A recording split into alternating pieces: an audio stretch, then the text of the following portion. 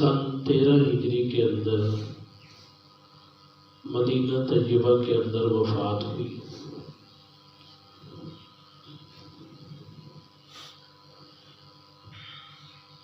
یعنی آج سے 1432 سال پہلے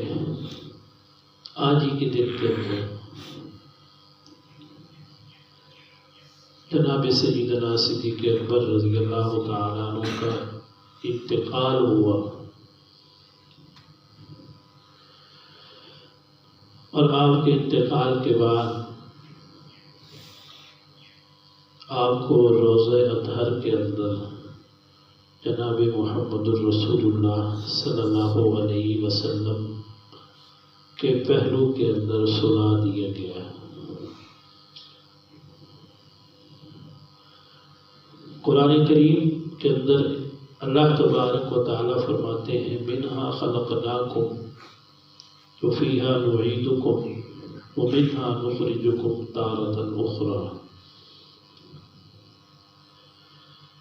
اس آیت کی تفسیر کے اندر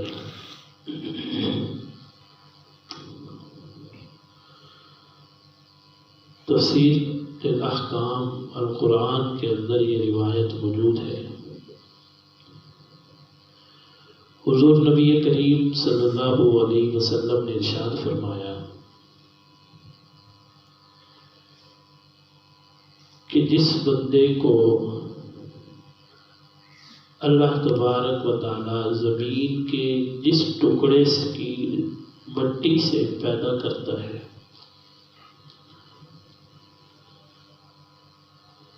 جس بندے کو اللہ تبارک و تعالیٰ زمین کے جس ٹکڑے کی مٹی سے پیدا کرتا ہے، بندے کی وفات ہو جانے کے بعد وہ انسان اسی ٹکڑے کے اندر، اسی مقام پر، اسی جگہ کے اندر دفن کیا جاتا ہے۔ علماء نے بڑی عجیب بات لکھی ہے، فرمایا کہ حضور نبی کریم صلی اللہ علیہ وسلم کے ساتھ جناب سیدنا صدیق اکبر رضی اللہ تعالیٰ عنہ کی دوستی، آپ کی رفاقت، آپ کا ساتھی ہونا، آپ کے ساتھ اٹھنا، آپ کے ساتھ بیٹھنا، یہ حضور کے نبوت کے اعلان کے بعد نہیں تھا، بلکہ جب ابھی تک جناب محمد الرسول اللہ اور ابو بکر کی مٹی کو پیدائش کے لیے اٹھایا نہیں گیا تھا، اللہ کے علم میں اس وقت بھی تھا، کیونکہ جس مٹی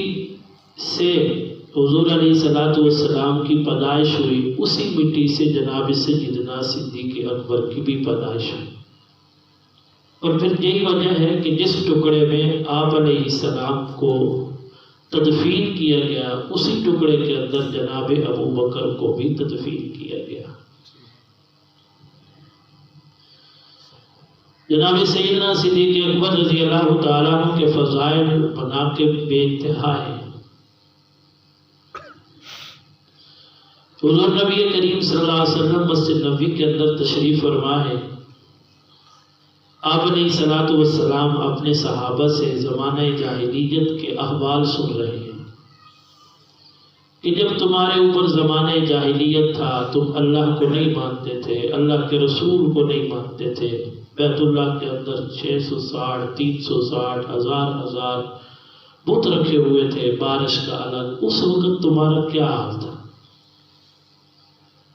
تو سیدنا صدیق اکبر رضی اللہ تعالیٰ عنہ کھڑے ہوئے، عرض کہ یا رسول اللہ صلی اللہ علیہ وسلم، میرا اس وقت حال یہ تھا کہ میں نے اپنے زمانہ جاہلیت میں کبھی بھی کسی بت کی پوجا نہیں کی۔ پوچھا کہ وہ کیسے؟ کہا یا رسول اللہ پتہ نہیں، جب میں کچھ بڑا ہوا تو میری والدہ سلمہ بنت سخر نے میرے والد ابو قحافہ عثمان ابن عامر ان کو کہا کہ اس کو ساتھ لے جاؤ اپنے معبودان باطلہ کے پاس، تاکہ اس کو پتہ چلے اب یہ بڑا ہو گئے کہ جب کبھی کوئی حاجت پیش آئے، کوئی پریشانی پیش آئے تو اس حاجت کو پورا کیسے کرنا ہے، پریشانی کو دور کیسے کرنا ہے، اس کو عبادت کرنے کا طریقہ سکھلاؤ۔ سلمہ بنت سخر ام الخیر کے کہنے پر حضرت ابو قحافہ عثمان ابن عامر جو جناب سیدنا صدیق اکبر کے والد تھے، ان کو ساتھ لے کر گئے۔ حضرت ابو بکر فرماتے ہیں یا رسول اللہ، جب ہم وہاں پر پہنچے تو ایک معبد تھا، ایک عبادت گھر تھا، ایک کمرہ تھا، اس کے اندر بہت سے بت رکھے ہوئے تھے۔ باہر چھوٹے چھوٹے بت تھے، اندر بڑے بڑے بت تھے، باہر بچوں کے لیے تھے، اندر بڑوں کے لیے تھے۔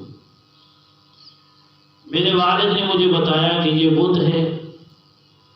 یہ انسان کی ضرورتیں پوری کرتے ہیں، حاجتیں پوری کرتے ہیں، پریشانیوں کو ختم کرتے ہیں، جو چیز مانگی جائے یہ دیتے ہیں۔ مجھے یہ سمجھا کہ خود اپنے معبد والی جگہ جہاں پر بڑے بت رکھے ہوئے تھے وہاں چلے گئے۔ میں نے یا رسول اللہ صلی اللہ علیہ وسلم، میرے دل کے اندر واللہ عالم کیا آیا، میرے دل نے یہ ٹھانی کہ پہلے اس بت سے اس چیز کا امتحان لیا جائے کہ یہ حقیقت میں کچھ دے بھی سکتا ہے۔ تو میں نے اسے کہا کہ انی جائعن، کہ میں کیا ہوں، بھوکا ہوں، اطعمنی، کہ مجھے کھانا کھلاؤ۔ تو یا رسول اللہ لم اجبنی، مجھے کسی قسم کا کوئی جواب نہیں آیا، بت سے کسی قسم کی کوئی آواز نہیں آئی۔ میں نے پھر کہا کہ انی عار، میں ننگا ہوں، مجھے لباس پہنائیے۔ یا رسول اللہ پھر کوئی جواب نہیں آیا۔ یا رسول اللہ میرے دل کے اندر ایک عجیب بات آئی، وہاں پر ایک پتھر پڑا ہوا تھا، میں نے وہ اٹھایا، میں نے کہا چلو تو میری کوئی حاجت نہیں پوری کرتا تو کم از کم اپنا بچاؤ تو کر،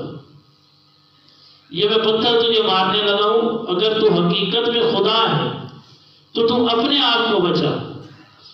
یا رسول اللہ وہ پتھر میں نے اس بت کو مارا، وہ اپنے آپ کو تو نہ بچا سکا، ٹوٹ گیا۔ جب وہ ٹوٹا تو آواز گونجی، میرے باپ باہر آئے، انہوں نے میری بازو سے پکڑا، غصے کے ساتھ گھر لے کر آئے۔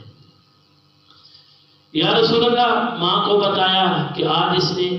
ایسا کام کیا ہے کہ ہمارے خدا کو مارا ہے، اب کیا کریں اس کا؟ تو ماں نے کہا کہ بات یہ ہے کہ غلطی میری ہے۔ حضور علیہ الصلوۃ والسلام بڑی متعجب نگاہوں سے حضرت ابوبکر کی طرف دیکھ رہے ہیں، صحابہ بھی دیکھ رہے ہیں۔ تو میری ماں نے کہا یار کہ اے عثمان، غلطی میری ہے، دراصل میں بھول گئی تھی تجھے اس شخصیت کے بارے کے اندر بتا کہ یہ کون ہے۔ پھر میری ماں نے یہ بتایا کہ عثمان بات یہ ہے کہ یہ بتوں کی پوجا نہیں کرے گا۔ پوچھا کہ وہ کیسے؟ کہا اس لیے جب یہ پیدا ہوا تھا اس وقت مجھے کسی آواز دینے والے نے بتایا یا امت اللہ بالتحقیق، کہ اللہ کی بندی یہ تحقیقی بات ہے، ابشری بالولد العتیق، کہ یہ جو بیٹا ہم تمہیں عطا کر رہے ہیں اس کے بارے کے اندر تو یہ خوشخبری سن لے کہ یہ جہنم سے آزاد ہے۔ اسمہ فی السماء فی الصدیق، اور یہ جو انسان، یہ جو بیٹا پیدا ہو رہا ہے تیرے بدن سے، یہ وہ انسان ہے کہ جس کا آسمانوں کے اندر نام صدیق ہے۔ اور فرمایا وَقَفِ الْغَارِ رَفِيقٌ بِخَاتَمِ الْأَنْبِيَاءِ، کہ یہ وہ انسان ہے، یہ وہ بچہ ہے کہ جو نبی کریم صلی اللہ علیہ وسلم کا غار کے اندر رفیق ہوگا۔ اور جب یہ جہنم سے آزاد ہے تو پھر یہ وہ کام کیوں کرے گا کہ جس کام سے تورات بھی روکتی ہے، انجیل بھی روکتی ہے، آسمان کا ہر علم روکتا ہے۔ جب یہ بات سنی حضرت سیدنا صدیق اکبر رضی اللہ تعالیٰ عنہ کی زبان سے حضور نبی کریم صلی اللہ علیہ وسلم نے، تو حضور نے فرمایا کہ ابوبکر، مجھے بھی اللہ نے جبرائیل کی زبانی اس چیز کی خوشخبری سنائی ہے کہ ہم نے ابو بکر کو جہنم کی آگ سے آزاد کر دیا۔ جناب سیدنا صدیق اکبر رضی اللہ تعالیٰ عنہ کی جب سے پیدا ہوئے تو اللہ تبارک و تعالیٰ نے اپنی حفاظت کے اندر دیا ہوا۔ آپ کے فضائل و مناقب کے اندر امام جرانی رحمہ اللہ نے کتاب الشریعہ کے اندر ایک روایت نقل کی ہے۔ حضرت ابو الدرداء رضی اللہ تعالیٰ عنہ فرماتے ہیں ہم حضور علیہ الصلوۃ والسلام کے ساتھ بہت سے صحابہ ہیں، آپ علیہ الصلوۃ والسلام بھی ساتھ ہیں، مسجد نبوی سے باہر نکلے مدینہ کے اندر چلنے پھرنے کے لیے، کوئی خاص کام نہیں تھا، صحابہ بھی ساتھ ہیں، حضور بھی ساتھ ہیں، تو حضور مدینے کی گلیوں کے اندر کے مدینے سے باہر چلنے پھرنے کے لیے نکلے۔ اچانک حضور علیہ الصلوۃ والسلام کی آواز میرے کانوں کے اندر گونجی کہ اے ابو الدرداء۔ تو میں نے محسوس کیا کہ مجھے کوئی بلا رہا ہے۔ جب میں نے اس آواز کی طرف دیکھا تو وہ جناب محمد الرسول اللہ صلی اللہ علیہ وسلم تھے، اور حالت یہ تھی میں اس وقت صحابہ میں ایسا تھا کہ جوان تھا، کڑیل جوان، اور میری چال بھی کچھ باقی صحابہ سے تیز تھی۔ جب میں چلتا تھا تو میرا انداز چلنے کا ایسا تھا کہ عام طور پر دیکھنے والا یہ سمجھتا کہ میں تیز چل رہا ہوں، حالانکہ میں تیز چل نہیں رہا ہوتا تھا، عام طور پہ جیسے چلتے ہیں ایسے ہی چلتا تھا، لیکن مجھے انداز چال کی وجہ سے میں بعض اوقات بندے سے آگے نکل جاتا۔ اب حضور علیہ الصلوۃ والسلام آگے آگے ہیں، ان کے آگے تو میں جا نہیں سکتا تھا، صحابہ حضور کے پیچھے ہیں۔ حضرت ابو الدرداء فرماتے ہیں کہ میں چلتے چلتے جناب سیدنا صدیق اکبر رضی اللہ تعالیٰ عنہ حضور نبی کریم صلی اللہ علیہ وسلم کے درمیان کے اندر آ گیا۔ اس وقت حضور علیہ الصلوۃ والسلام نے مجھے پکارا، اے ابو الدرداء۔ میں نے کہا کہ یا رسول اللہ صلی اللہ علیہ وسلم۔ آپ نے فرمایا لیما تمشی، لیما تمشی، تو کیوں اس کے سامنے چل رہا ہے جو تجھ سے بہتر انسان ہے، یعنی کہ ابو بکر رضی اللہ تعالیٰ۔ تو حضرت ابو الدرداء فرماتے ہیں کہ میں حیران رہ گیا کہ ابو بکر کی اتنی فضیلت کہ عام طور پر چال چلنے کے اندر بھی ہم ان کے آگے نہیں چل سکتے۔ میرے ذہن کے اندر یہ خیال پیدا ہوا تو حضور نے فرمایا کہ اے ابو الدرداء، ابو بکر عالم انسانیت میں نبوت کے بعد سب سے افضل ترین ہے،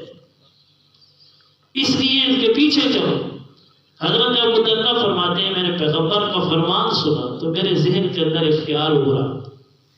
میں نے کہا شاید سیدنا صدیق اکبر کی فضیلت مجھ سے زیادہ ہو۔ تو حضرت عمر، حضرت عثمان، حضرت علی یا حضرت ابو ہریرہ یا حضور علیہ الصلوۃ والسلام کے گھر والے، شاید ان کی فضیلت ابو بکر سے زیادہ ہو، میں آگے نہیں چل سکتا،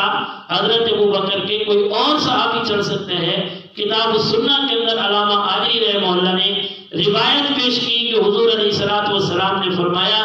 ہر وہ شخص طلعت الشمس بغربت، کہ جس انسان پر سورج طلوع بھی ہوتا ہے، سورج غروب بھی ہوتا ہے، جس انسان کو سورج کی روشنی بھی پہنچتی ہے اور اس کے غروب ہو جانے کے بعد آسمان کا اندھیرا بھی پہنچتا ہے، ہر اس انسان سے ابو بکر بہتر ہے۔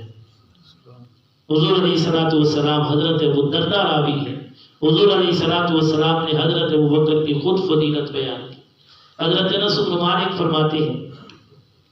میں حضور علیہ الصلوۃ والسلام کا خادم تھا،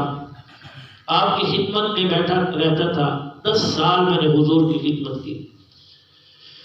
اور حضور علیہ الصلوۃ والسلام کا معمول یہ تھا اور میری حضور علیہ الصلوۃ والسلام کے ساتھ بیٹھک اٹھک اس حد تک تھی کہ جب بھی میرا جی چاہتا، جس انداز میں چاہتا، میں حضور کی خدمت میں آ کر بیٹھ جاتا۔ یہاں تک کہ کبھی کبھی حضور مصلی پر ہوتے تو میرا جی چاہتا کہ میں حضور سے سنوں کہ حضور اللہ سے کیا مانگ رہے ہیں، تو میں بالکل حضور کے جسم کے ساتھ جسم ملا کر بیٹھ جاتا۔ آپ علیہ الصلوۃ والسلام جب مجھے دیکھتے تو پھر اونچی آواز سے اللہ تبارک و تعالیٰ سے مانگنا شروع کر دیتے تاکہ میں بھی سن لیتا۔ حضرت انس فرماتے ہیں حضور علیہ الصلوۃ والسلام نے ہاتھ بلند کیے اللہ تعالیٰ کے حضور، اللہ سے مانگ رہے ہیں۔ جب میں نے حضور کو دیکھا تو میں حضور کے قریب ہو گیا، یہ سننے کے لیے کہ آپ علیہ الصلوۃ والسلام اللہ سے کیا مانگتے۔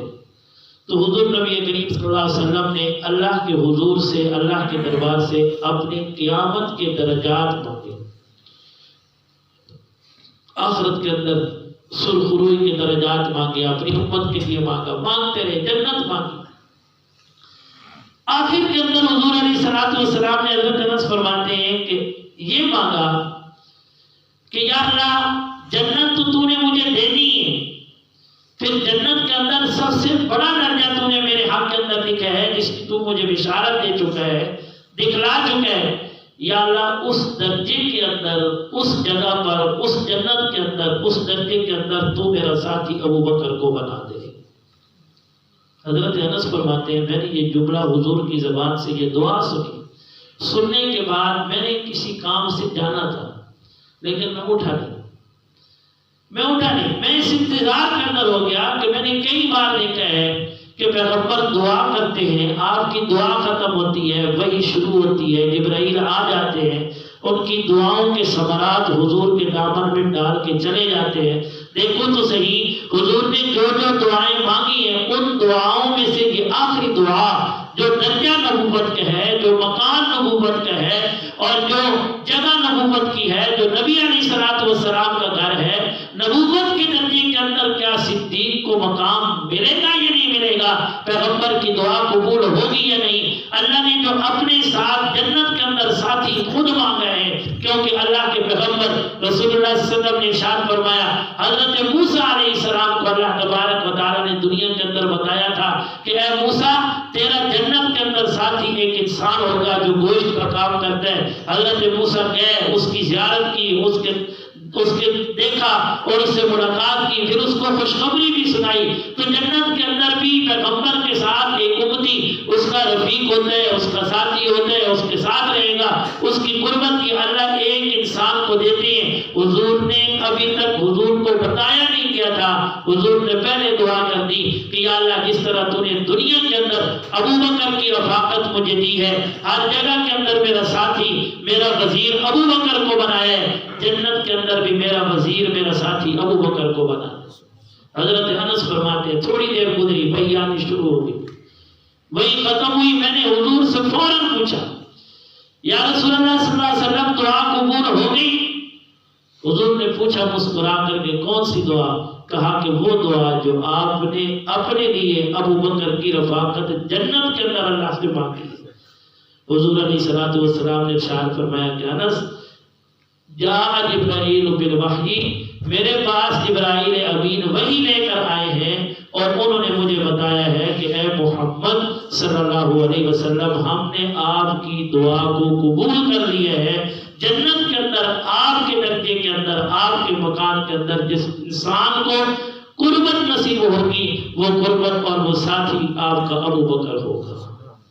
یہ جناب سیدنا صدیق اکبر کے فضائل ہیں۔ حضور نبی کریم صلی اللہ علیہ وسلم کے پاس حضرت ابو بکر آئے، آ کر عرض کیا یا رسول اللہ صلی اللہ علیہ وسلم میری عمر کے ساتھ چف کلش ہو گئی، کوئی بات بڑھ گئی، حضرت عمر کے ساتھ میری بات بڑھ گئی، بات بڑھنے کی وجہ سے مجھ سے زیادتی ہو گئی، مجھے بات کے اندر اس چیز کا احساس ہوا یا رسول اللہ صلی اللہ علیہ وسلم میں عمر کے پاس گیا ہوں، 3 بار عمر مجھے معاف نہیں کر۔ آپ علیہ الصلوۃ والسلام کا چہرہ متغیر ہو گیا، آپ کا چہرہ سرخ ہو گیا۔ راوی کہتے ہیں تھوڑی دیر کے بعد حضرت عمر کو خیال آیا کہ اگر یہ بات حضور تک پہنچی تو کیا ہوگا۔ حضرت عمر اپنے گھر سے نکلے، حضرت ابوبکر کے گھر کے اندر گئے، چلتے چلتے ڈھونڈتے ڈھونڈتے جب مسجد نبی کے اندر آئے اور آ کر سلام کیا، السلام علیکم یا نبی اللہ، حضور نبی کریم صلی اللہ علیہ وسلم نے حضرت عمر کے سلام کا جواب نہیں دیا، دوسری طرف چلا پھر گئی۔ حضرت عمر فرماتے ہیں جب یہ منظر دیکھا تو میری حالت غیر ہوئی، میں دوسری طرف آیا، میرے ذہن کے اندر یہ خیال ہوا کہ شاید حضور علیہ الصلوۃ والسلام کسی اور خیال کے اندر تھے۔ پھر جب میں دوسری طرف آیا، حضور نے اپنی کن اکھیوں سے میری طرف دیکھا، جب مجھے اس بات کا علم ہو گیا حضور علیہ الصلوۃ والسلام نے مجھے دیکھ لیا، پھر میں نے کہا السلام علیکم یا نبی اللہ، حضور نے پھر چہرہ تیسری طرف پھیر۔ حضرت عمر فرماتے ہیں پھر میں نے پیغمبر کے چہرے پر اثرات غصے کے دیکھے تو میں نے یہ پڑھنا شروع کر دیا رضینا باللہ ربا وبالاسلام دینا وبمحمد رسولا ونبیا. یا رسول اللہ صلی اللہ علیہ وسلم یہ پڑھتے رہے. حضرت عمر فرماتے ہیں میں یہ پڑھتا رہا حضور علیہ الصلوۃ والسلام سے معافی کا طلبگار نظروں کے ساتھ دیکھتا رہا. تو اچانک حضور نے فرمایا کہ اے عمر کیا میرے جانے کے بعد تم ابو بکر کو لاوارث چھوڑ دو گے؟ کیا میرے جانے کے بعد تم ابو بکر کو لاوارث چھوڑ دو گے؟ کہ اگر ابھی سے تم حضرت ابو بکر کے ساتھ اس قدر غصہ رکھتے ہو، ابھی تک تو میں تمہارے اندر موجود ہوں، میں اس کے فضائل جانتا ہوں، اس کے مناقب جانتا ہوں، اس کے بارے کے اندر تجھے بتاتا رہتا ہوں، ابھی تک تو میں موجود ہوں اور تمہارا یہ حال ہے، تو میرے جانے کے بعد تم ابو بکر کو لاوارث چھوڑ دو. حضرت عمر فرماتے ہیں میں نے پیغمبر کے یہ فرمان سنا، میری چیخیں نکل گئی. میں نے کہا یا رسول اللہ صلی اللہ علیہ وسلم آئندہ کے بعد اگر ابو بکر پہاڑ بھی میرے سر پہ رکھ دے گا تو میں ابو بکر سے کبھی ناراض نہیں ہوگا. تو یہ تھے سیدنا صدیق اکبر رضی اللہ تعالی حضور نبی کریم صلی اللہ علیہ وسلم کے نے یمن کا گورنر حضرت معاذ کو بنانا چاہا اور کہا کہ اے معاذ میں تجھے یمن بھیجنا چاہتا ہوں. حضرت معاذ نے کہا کیا تم جانا چاہتے ہو؟ حضرت معاذ نے کہا یا رسول اللہ اگر ابو بکر چاہیں تو میں یمن چلا جاؤں. مقصد یہ تھا کہ اس بارے کے اندر حضرت ابو بکر مجھے مشورہ دیں کہ میں یمن جاؤں یا نہ جاؤں، کیونکہ میری طبیعت کو میرے مزاج کو وہ سمجھتے ہیں. تو اگر وہ مجھے مشورہ دیں گے کہ میں چلا جاؤں تو میں جانے کے لیے تیار ہوں. تو حضرت معاذ بن جبل کے اس جملے پر حضور نبی کریم صلی اللہ علیہ وسلم نے فرمایا قسم ہے اس ذات کی جس کے قبضہ قدرت میں محمد کی جان ہے، اللہ تبارک و تعالیٰ کبھی بھی ابو بکر کی زبان پر غلط فیصلہ لاتے ہی نہیں.